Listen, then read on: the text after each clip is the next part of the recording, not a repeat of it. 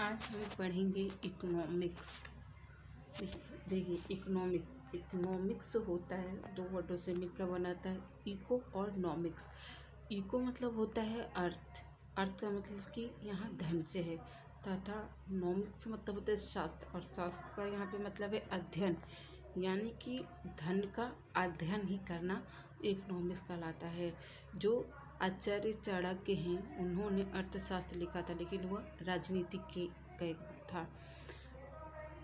Economics शब्द है वो यूनानी भाषा ओंकोलॉजी से ओकोनोमिया से लिया गया, जिसका शाब्दिक अर्थ है संसाधनों का प्रबंधन। इकोनॉमिक्स के फादर जो है एडम स्मिथ को माना जाता है। एडम स्मिथ इन्होंने 1776 में इनकी बुक लिखी थी, इन्होंने the wealth of nation. Father of economics जो है एडम स्मिथ को कहा जाता है। एडम स्मिथ को ही पूंजीवादी अर्थव्यवस्था के जनक कहा जाता है। इन्होंने अर्थशास्त्र को परिभाषित इस प्रकार दिया कि जो अर्थशास्त्र है वो धन का एक विज्ञान है। अब इकोनॉमी और इकोनॉमिक्स में क्या डिफरेंस है? जो इकोनॉमिक्स जो होता है एक सब्जेक्ट होता है, एक प्रिंसिपल होता है। अगर इसको किसी देश के साथ लागू कर दिया जाए या सक्रिय रूप दे दिया जाए इसका, तो यह इकोनॉमी का रूप ले लेता है, जिसका अर्थ होता है अर्थव्यवस्था। अब हम पढ़ेंगे कि टाइप ऑफ इकोनॉमिक्स, अर्थव्यवस्था के प्रकार। इसे कैपिटलाइज इकोनॉमिक्स जैसे पूंजीवादी अर्थव्यवस्था या उदारवादी या बाजार अर्थव्यवस्था कहा जाता है।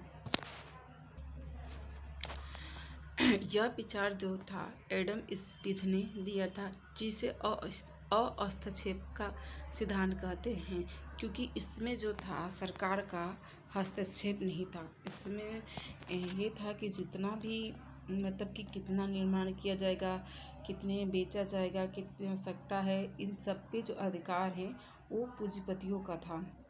ठीक है, तो ये इस पे संसाधनों का नियंत्रण पूंजीपति या निजी क्षेत्र में था, जिसे प्राइवेट सेक्टर कहा जाता है। इसका उद्देश्य क्या था? अधिकतम लाभ कमाना। इसका मूल्यों का निर्धारण या मूल्य तंत्र या बाजार तंत्र पे होता था, जो सप्लाई एंड डिमांड पे निर्भर करता था। जैसे अमेरिका और कनाडा के जो अर्थव्यवस्था है वो पूंजीवादी अर्थव्यवस्था है। दूसरी है साम्यवादी अर्थव्यवस्था या राज्य अर्थव्यवस्था, जिसे सोशलिस्ट इकोनॉमी कहा जाता है।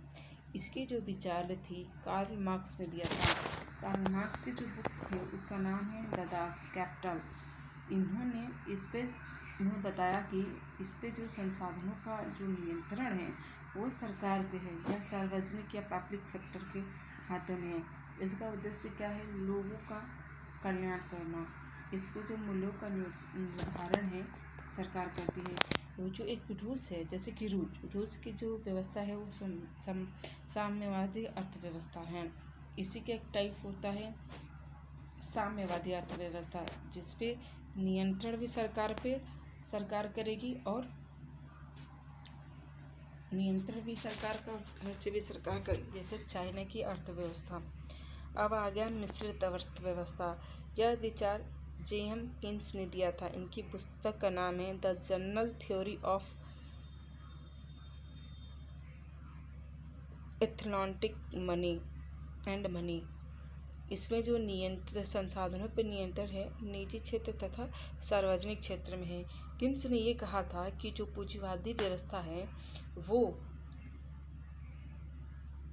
जो पूंजीवादी अर्थव्यवस्था है वो साम्यवादी अर्थव्यवस्था की तरफ थोड़ी सी कदम बढ़ाए, और जो साम्यवादी है वो पूंजीवादी की तरफ कदम बढ़ाए।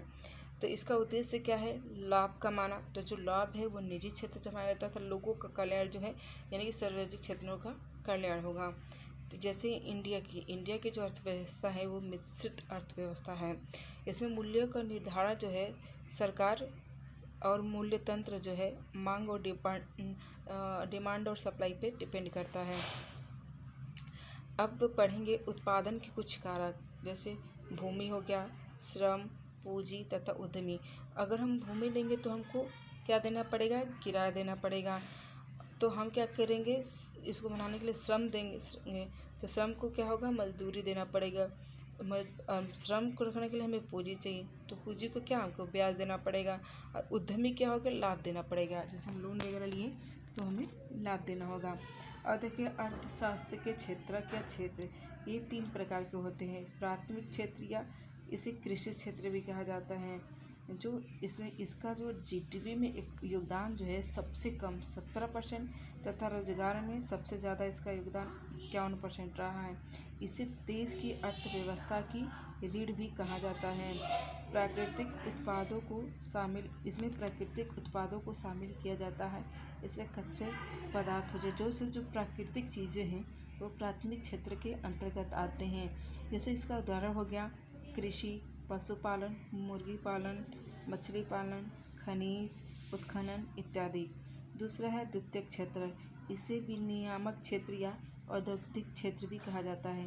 इसमें जो इस क्षेत्र में जो जीडीपी है उसका योगदान 29% तथा रोजगार में 22% रहा है।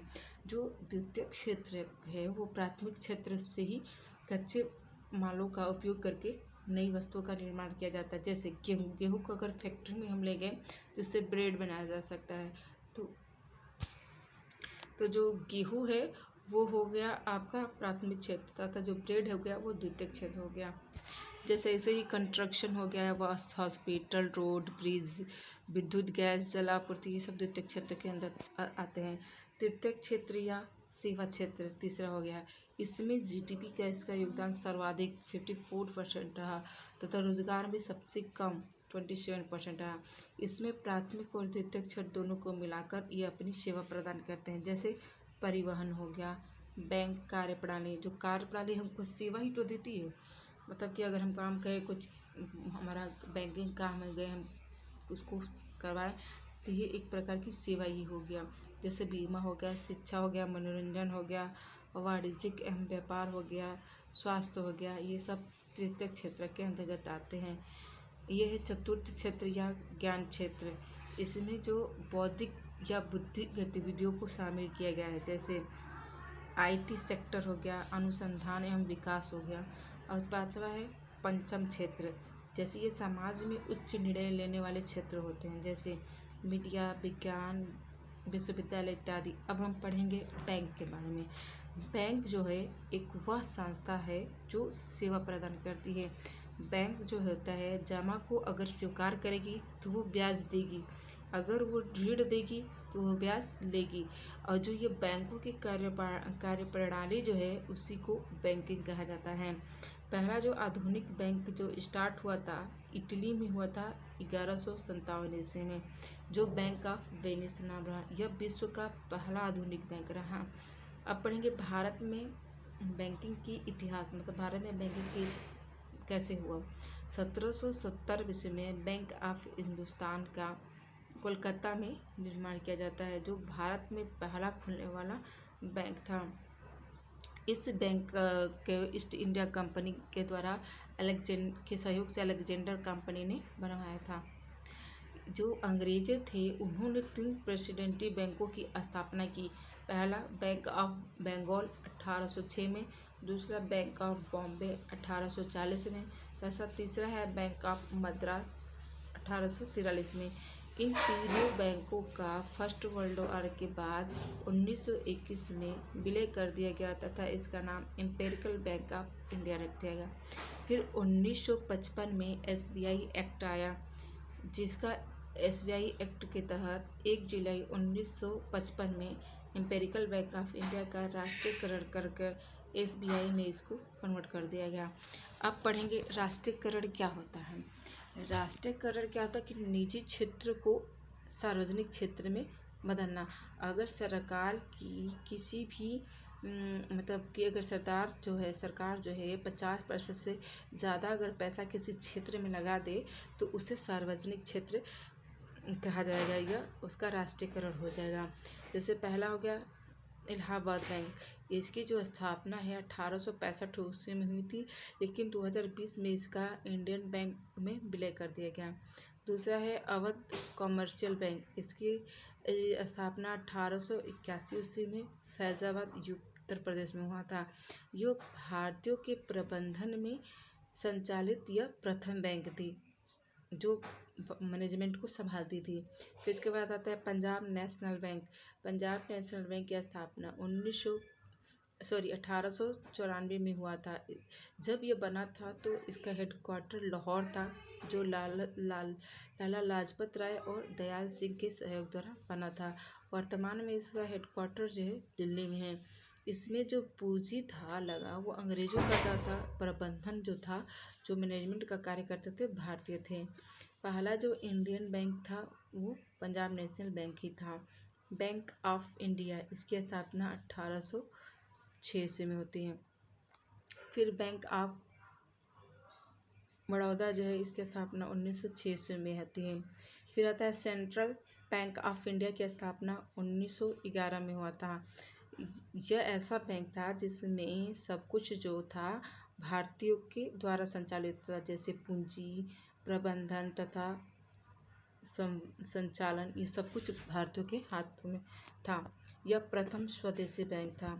इसके बाद हिल्टन आयोग कमीशन आता है, जिसे रॉयल कमीशन भी कहा जाता है।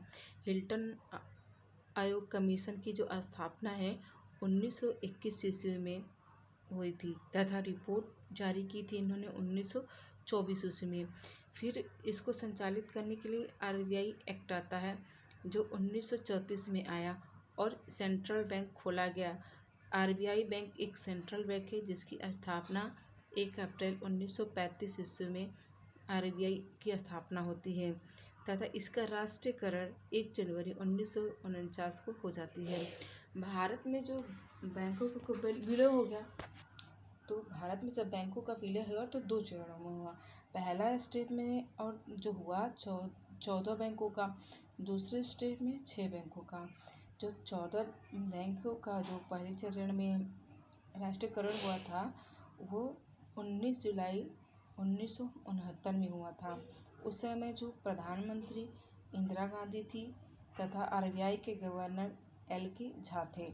वित्त मंत्री जो थी वो मोरारजी देसाई थी, लेकिन बाद में इन्होंने त्याग पत्र दे दिया, तो उसके बाद इंदिरा गांधी को बनाया गया था। अब सेकेंड चरण में 6 बैंकों का राष्ट्रीयकरण हो गया, जिसमें पूंजी जो थी वो 200 करोड़ से अधिक थी। इसका जो राष्ट्रीयकरण 15 अप्रैल 1980 ईस्वी में हुआ था। उस समय भी प्रधानमंत्री इंदिरा गांधी थी तथा आरबीआई के गवर्नर जो थे वो आई.जी. पटेल थे तथा वित्त मंत्री आर. वेंकटरमण थे। अब आरबीआई का राष्ट्रीयकरण 1 जनवरी 1949 को हुआ था, लेकिन जो राष्ट्रीयकृत बैंक इसे आरबीआई को नहीं माना जाता क्योंकि खुद ही एक सेंट्रल बैंक है। फिर एसबीआई का राष्ट्रीयकरण 1 जुलाई 1955 को किया गया है। तो अगर क्वेश्चन पूछे कि वर्तमान में राष्ट्रीयकृत बैंकों की संख्या अगर स्टेट आरबीआई को ले रहे हैं तो वो कितना होगा, 12 एसबीआई को। अगर एसबीआई को नहीं ले छोड़ कर रहे हैं तो 11 होगा।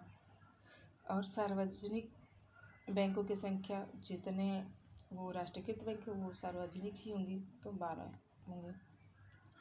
10 बैंकों का विलय जो 1 अप्रैल 2020 को हुआ था, उनके बारे में हम पढ़ेंगे। जैसे ओरिएंटल बैंक ऑफ कॉमर्शियल जो होता है और यूनाइटेड बैंक ऑफ इंडिया का जो विलय है वो पंजाब नेशनल बैंक में हो गया। सिंडिकेट बैंक के कैनरा बैंक में। अब आंध्रा बैंक और कॉर्पोरेशनल बैंक की जो है यूनियन बैंक ऑफ इंडिया में हो गया। इलाहाबाद बैंक का विलय इंडियन बैंक में हो गया तथा देना बैंक और विजया बैंक की जो है बैंक ऑफ बड़ौदा में हो गया। लेकिन इसका जो राष्ट्रीयकरण 1 अप्रैल 2019 में हुआ था। अब 12 सार्वजनिक बैंकों के हेडक्वार्टर और उनकी स्थापना दिवस के बारे में हम पढ़ेंगे। पहला हो गया इंडियन बैंक। इसकी जो स्थापना 1907 ईस्वी में होती है तथा इसका हेडक्वार्टर चेन्नई में है, चेन्नई तमिलनाडु में है। दूसरा हो गया स्टेट बैंक ऑफ इंडिया। इसकी स्थापना 1955 में होती है तथा इसका हेडक्वार्टर मुंबई है। यह देश के सार्वजनिक क्षेत्र का सबसे बड़ा बैंक है। तीसरा हो गया, चौथा हो गया कैनरा बैंक। इसकी स्थापना 1906 ईस्वी में हुआ था। इसका हेडक्वार्टर बेंगलुरु में है। पाँचवा होगा यूनियन बैंक ऑफ इंडिया। इसकी स्थापना 1919 में हुई थी। इसका हेडक्वार्टर मुंबई में है। नेक्स्ट हो गया इंडियन ओवरसीज बैंक। इसकी स्थापना 1937 ईस्वी में, तहत हेडक्वार्टर इसकी चेन्नई में है। यूको बैंक जो है, इसकी स्थापना 1943 ईस्वी में, हेडक्वार्टर इसकी कोलकाता में है। बैंक ऑफ महाराष्ट्र की 1935 ईस्वी में स्थापना होती है। इसकी हेडक्वार्टर पुणे में है। पंजाब एंड सिंध बैंक की जो स्थापना 1908 ईस्वी में, इसके हेडक्वार्टर नई दिल्ली है। बैंक ऑफ इंडिया, इसकी स्थापना 1906 ईस्वी में होती है। हेडक्वार्टर इसकी मुंबई में है। सेंट्रल बैंक ऑफ इंडिया की स्थापना 1911 में होती है तथा इसका हेडक्वार्टर मुंबई है। बैंक ऑफ बड़ौदा, इसकी स्थापना 1908 में होती है। इसकी जो हेडक्वार्टर है वो गुजरात में है। अब हम पढ़ेंगे RBI, reserve bank of India के बारे में। यह देश का एक केंद्रीय बैंक है। इसकी जो स्थापना है हिल्टन आयोग या रॉयल कमीशन की सिफारिश पे हुआ है। RBI जो एक्ट है 1934 ईस्वी के आधार पे हुई थी। इसकी स्थापना 1 अप्रैल 1935 में। उस समय जब इसकी स्थापना हुई थी तो एक प्राइवेट बैंक था तथा इसका हेडक्वार्टर जो था वो कलकत्ता था। 1937 के बाद इसका हेडक्वार्टर मुंबई हो गया और वर्तमान में भी मुंबई में ही है। इसमें जो 5 करोड़ की पूंजी के साथ RBI की स्थापना हुई थी, जिसमें 100 रुपये के 5 लाख शेयर में थे। RBI का जो राष्ट्रीयकरण है 1 जनवरी 1949 को हुआ था। बैंकिंग रेगुलेटिंग एक्ट, जो बैंकिंग रेगुलेटरी एक्ट है, यह जो RBI बैंक है, रिजर्व बैंक ऑफ इंडिया, उसको शक्ति प्रदान करने के लिए 1949 में स्थापना किया गया था। इसकी आता है अब बैंक बन गया, उसको शक्ति प्रदान हो गया। अब इसको नियंत्रण करने के लिए भी तो कुछ चाहिए। तो इसको नियंत्रण करने के लिए बैंक ऑफ डायरेक्टर के माध्यम से इस पर नियंत्रण किया जाता है। इसमें कुल सदस्यों की जो संख्या है वो 21 होती है। इसमें पहला RBI का गवर्नर होता है, जो वर्तमान में शशिकांत दास हैं। इसका जो इनकी नियुक्ति जो है राष्ट्रपति द्वारा किया जाता है। 4 इसमें डिप्टी गवर्नर होते हैं, जो वर्तमान में R रविशंकर हैं, दूसरे महेश कुमार जैन, तीसरा डॉक्टर MD पात्रा हैं, चौथा M राजेश्वर राव हैं तथा इसमें 2 वित्त मंत्रालय के प्रतिनिधि होते हैं तथा 10 सरकार द्वारा नामित निदेशक होते हैं और 4 डायरेक्शन ऑफ लोकल बोर्ड होते हैं। RBI का जो लेखा वर्ष है वो पहले 1 जुलाई से 30 जून था। 1 जुलाई से 30 जून था, लेकिन यह अब बदलकर 1 अप्रैल से 31 मार्च हो गया है। यह भारत सरकार का वित्तीय वर्ष भी 1 अप्रैल से 31 मार्च तक है। अब RBI का जो प्रतीक चिन्ह है वो बाघ तथा ताड़ का पेड़ है। RBI के गवर्नर, RBI के जो पहले गवर्नर थे वो ऑसबॉर्न स्मिथ थे, 1935 से 37 तक रहे। सेकेंड सर जेम्स टायलर थे तथा तीसरे CD देशमुख तथा यह स्वतंत्र भारत के पहले भारतीय गवर्नर बने। और वर्तमान में 25वें नंबर का जो गवर्नर है वो शशिकांत दास जी हैं। अब RBI का कार्य क्या होता है? RBI का कार्य पहले ये नोटों का निगमन मतलब होता है जारी करना। ये नोटों को जारी करता है। 1 रुपये से जितनी भी छोटी नोट होती है उस पर हस्ताक्षर जो है वो भारत सरकार के वित्त मंत्रालय के अंतर्गत आता है। उस पर वित्त सचिव का हस्ताक्षर होता है, जो वर्तमान में TB सोमनाथन है तथा 1 रुपये से जो जितने भी बड़े नोट होते हैं उस पे हस्ताक्षर आरबीआई के गवर्नर का होता है। आरबीआई जो मुद्रा जारी करने के लिए मिनिमम आरक्षण प्रणाली को अपनाता है। अब मिनिमम आरक्षण प्रणाली में क्या होना चाहिए, इसमें 200 करोड़ का पैसा आरक्षण रखता है, जिसमें 150 करोड़ गोल्ड तथा 85 विदेशी मुद्राएं होती हैं। जो नोट छापने की 4 जगह नोटों को छापा जाता है। पहला हो गया नासिक, दूसरा मैसूर, तीसरा हो गया देवास मध्य प्रदेश में, तथा चौथा हो गया सालबोनी वेस्ट बंगाल में, तथा 4 जगह क्वाइनें बनाई जाती हैं। इसमें पहला होगा मुंबई, दूसरा कोलकाता, तीसरा हैदराबाद तथा चौथा हो गया नोएडा। जो सिक्योरिटी पेपर मिल है वो होशंगाबाद के मध्य प्रदेश में है। यह जो है इसका कार्य क्या होता है, यह स्टाम्प पेपर और नोटों के कागज़ का उत्पादन करती है।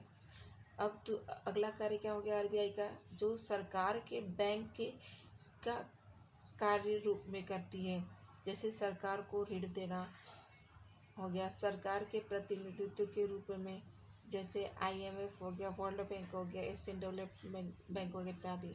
यह बैंकों का बैंक होता है। जैसे किसी देश के बैंक को ऋण प्रदान करना, नियम से नियंत्रण करना तथा लाइसेंस देना। और चौथा हो गया विदेशी विनिमय का नियंत्रण। विदेशी जो विनिमय है उसका नियंत्रण जो है फेरा एक्ट के आधार पर फेरा के द्वारा किया जाता है। जो फेरा एक्ट है वो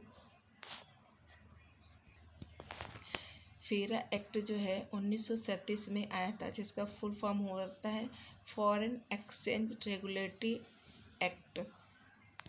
इसको चेंज कर फेमा आया। फेमा जो 1999 में आया, जिसका फुल फॉर्म होता है फॉरेन एक्सचेंज मैनेजमेंट एक्ट। इसका फुल फॉर्म दोनों का पूछा जाता है, इम्पोर्टेंट है। फिर ये है तो कि यह मौद्रिक नीति को बनाता है, आरबीआई द्वारा ही बनाया जाता है। छठवां हो गया कि शाखा का नियंत्रण करता है। जो शाखा का नियंत्रण का कार्य तो आरबीआई करता है, लेकिन उसके शाखा निर्माण जो है वो वाणिज्य बैंक करते हैं। मौद्रिक नीति, मॉनेटरी पॉलिसी क्या है?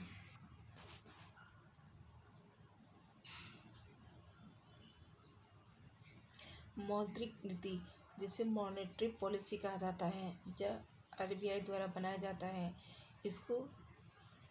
यह एमपीसी समिति का कार्य करती है। जैसे मॉनेटरी पॉलिसी कमेटी इसका कार्य करती है समान। इसमें 6 मेंबर होते हैं, जिसमें 3 भारत सरकार के तथा 3 आरबीआई के द्वारा होते हैं। आरबीआई का जो गवर्नर होता है वो इसके अध्यक्ष होता है। इसको क्यों बनाया जाता है? आरबीआई की जो मौद्रिक नीति के द्वारा जो मुद्रास्फीति है उसको नियंत्रित करने के लिए मुद्रा नीति बनाया जाता है। अब देखिए, अब जैसे कि मुद्रास्फीति क्या होती है। मुद्रास्फीति क्या होती है कि महंगाई का बढ़ना मुद्रास्फीति कहलाता है। जैसे कि मान लीजिए कि आरबीआई जो अगर हम पैसा मार्केट में अगर हम पैसा बहुत ज़्यादा ला दे तो लोगों की डिमांड बढ़ने लगेगी। जैसे कि मान लीजिए मेरे पास 10 रुपया है, तो मैं अगर कोई चीज़ हमें आवश्यकता भी हो तो निकलेगी, चलो ठीक है बाद में, मतलब कि हमको आवश्यकता ज़्यादा है, खर्च कम करना है। अगर मान लीजिए अभी हमको 100 रुपये मिल गया तो हमारी इच्छाएं बढ़ जाएंगी, हम ये भी ले लें वो भी ले लें। तो जैसे ही मार्केट में पैसा आता है वैसे ही हमारी डिमांडें क्या होती है, बढ़ने लगती हैं। जब डिमांड बढ़ेंगी तो हमारी सप्लाई ज़्यादा होगा, तो फिर क्या होंगे, महंगाई बढ़ जाएगी। तो जो मनी सप्लाई के बढ़ने पर जो मुद्रास्फीति है वो बढ़ जाती है, तथा मनी सप्लाई के कम होने से मुद्रास्फीति जो क्या होती है, कम हो जाती है। और क्या है, मौद्रिक नीति के उपकरण कौन से? बैंक रेट, मतलब मौद्रिक नीति जो है महंगाई है उसको कैसे नियंत्रण किया जाता है। तो पहला हो गया बैंक रेट। बैंक रेट क्या होता है? बैंक रेट जो वर्तमान में 5.65% है। बैंक रेट वो होता है जैसे कि जो आरबीआई है वो जो वाणिज्य बैंक हैं उनको क्या देता है, उधार देता है, वो भी लॉन्ग टाइम के लिए।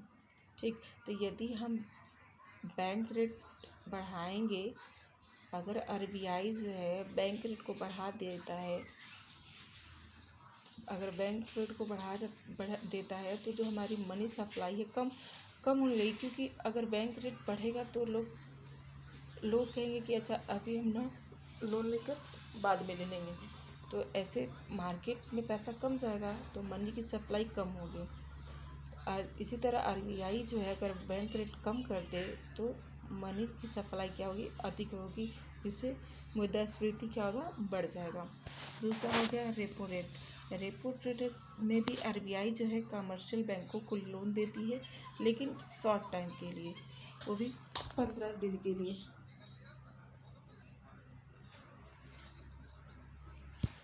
15 दिन के लिए देती है। इसमें वर्तमान में जो रेपो रेट है वो 5.40 है। इसमें आरबीआई क्या करेगी कि रेपो रेट के वैसे फिर बढ़ा देगी, तो मनी सप्लाई कम होगा तो मुद्रास्फीति कम होगी। आरबीआई अगर रेपो रेट बढ़ा देगी कम कर देगी तो मनी सप्लाई क्या होगा, कम होगा, महंगाई कम होगी। तीसरा होता है रिवर्स रेपो रेट। वर्तमान में रिवर्स रेपो रेट जो होता है 3.35% है। इसमें क्या होता है, जो वाणिज्यिक बैंक अब है वो आरबीआई को लोन देंगी।